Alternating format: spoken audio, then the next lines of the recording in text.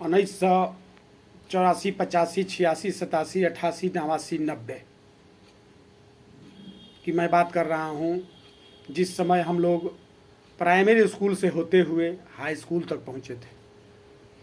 उस समय शिक्षा की क्या स्थिति थी और आज शिक्षा की क्या स्थिति है, इस पर कुछ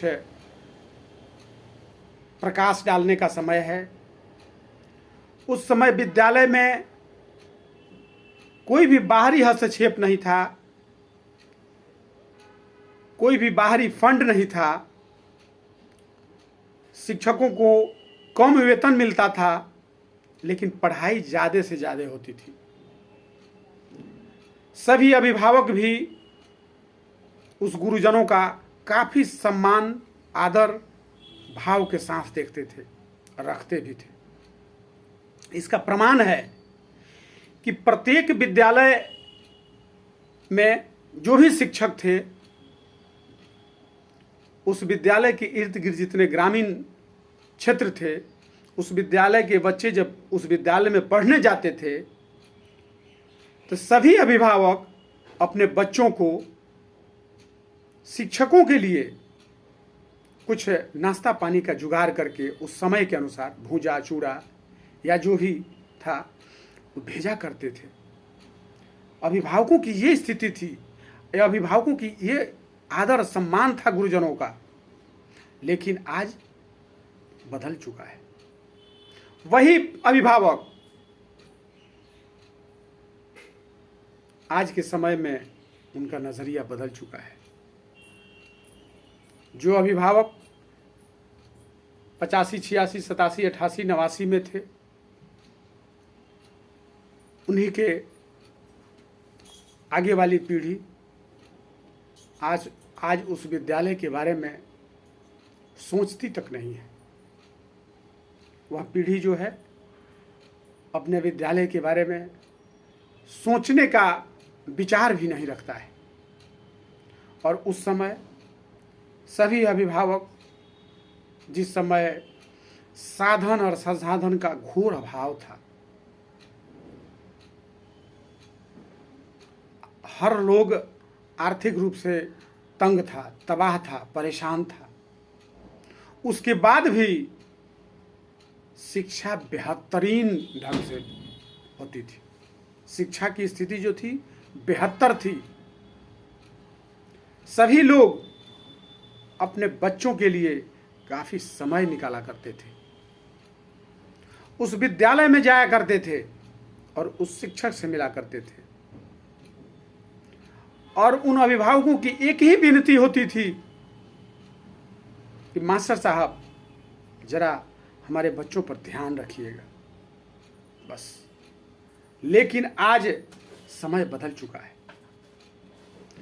आज विद्यालय को ग्रामीण परिवेश के लोग, पदाधिकारी, जनप्रतिनिधि और कुछ शिक्षक चरागाह बना लिया है। जो जिधर से आया एक गाल मार के चल दिया। आज ये स्थिति है प्राइमरी स्कूल, मिडिल स्कूल और हाई स्कूल की, जिसका कारण है कि आज पूरी तरह से तंत्र ध्वस्त हो चुका है। और 85, 86, 87, 88, 89, 90 की जो विद्यालय की स्थिति थी, आज ठीक उल्टी है। उस समय से ज्यादा विद्यालय में धन आता है। धन की कहीं कोई कमी नहीं है, लेकिन उस धन को लूटने वाले तंत्र में बैठे हुए सारे पदाधिकारी ऊपर से नीचे तक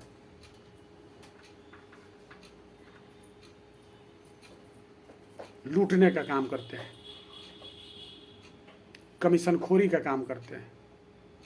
मां सरस्वती के मंदिर में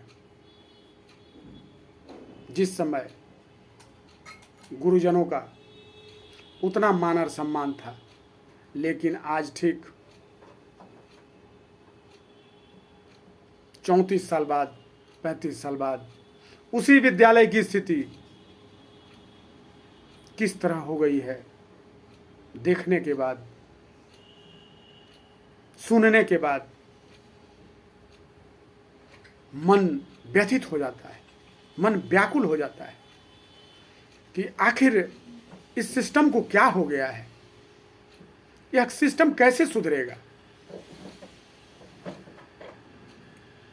उस समय में कोई भी शिक्षक लेट नहीं आता था, लेकिन आज स्थिति हो गई है कि 10 बजे भेंट नहीं, 10 बजे लेट नहीं और 2 बजे भेंट नहीं,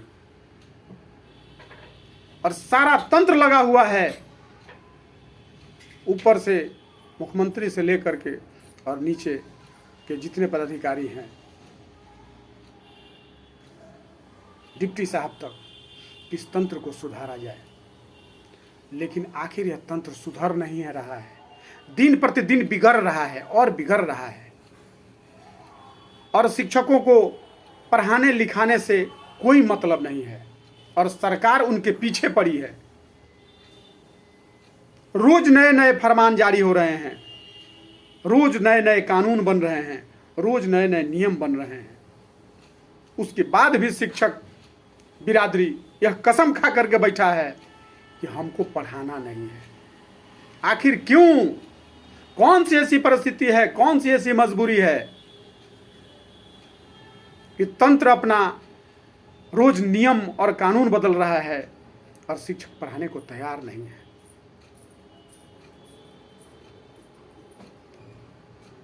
और यही तंत्र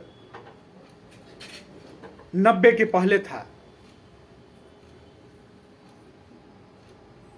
जिस समय पढ़ाई काफी सुचारू रूप से होती थी। और उस विद्यालय के आज जितने भी बिहार में बड़े बड़े पदाधिकारी हैं, बड़े बड़े डॉक्टर हैं, बड़े बड़े इंजीनियर हैं, बड़े बड़े नेता हैं, बड़े बड़े सामाजिक कार्यकर्ता हैं, वह सभी लोग उस समय के उसी विद्यालय के विद्यार्थी रहे हैं। लेकिन आज उन लोगों को फुर्सत नहीं है कि अपने ग्रामीण परिवेश के विद्यालय को देखा जाए, उसके बारे में सोचा जाए, विचार किया जाए, वह विद्यालय कैसे बेहतर हो, हमारा, आपका और पूरे जमात का वर्तमान और भविष्य उस विद्यालय से कैसे सुंदर बन के निकले। ये स्थिति है आज समाज की। और सभी लोग ढिढोरा पीट रहे हैं, कभी सभी लोग ताली पीट रहे हैं, सभी लोग कमरशनखोरी में मस्त हैं।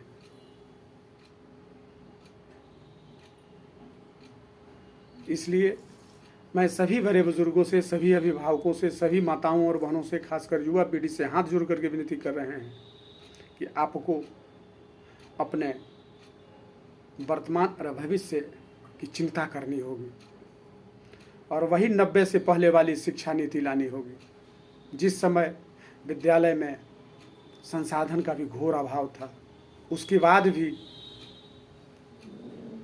पढ़ाई बहुत ही सुंदर हुआ करता था। और आज साधन और संसाधन के बाद भी पढ़ाई नगण्य है।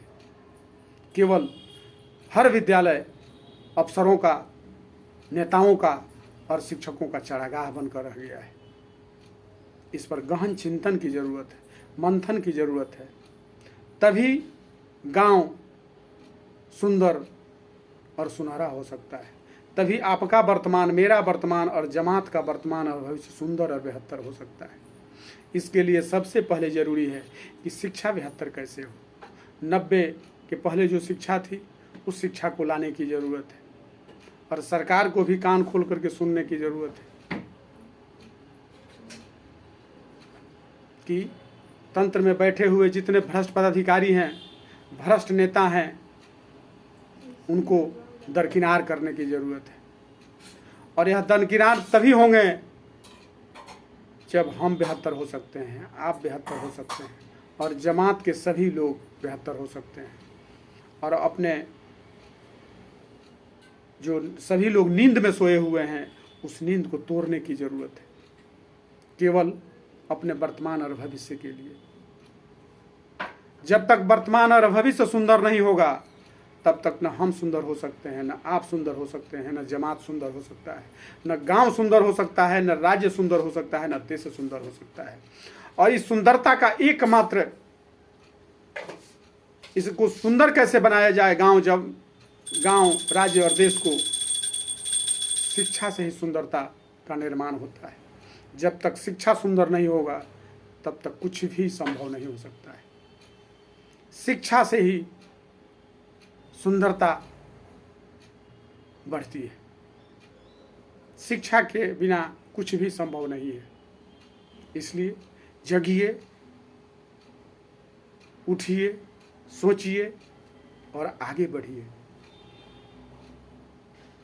तभी आपका, मेरा और जमात का, राज्य का और देश का कायाकल्प हो सकता है। इसी के साथ मैं अरविंद किशोर, जय हिंद, जय भारत, वंदे मातरम, जय शिक्षा, जय गांव, जय समाज, जय जमात।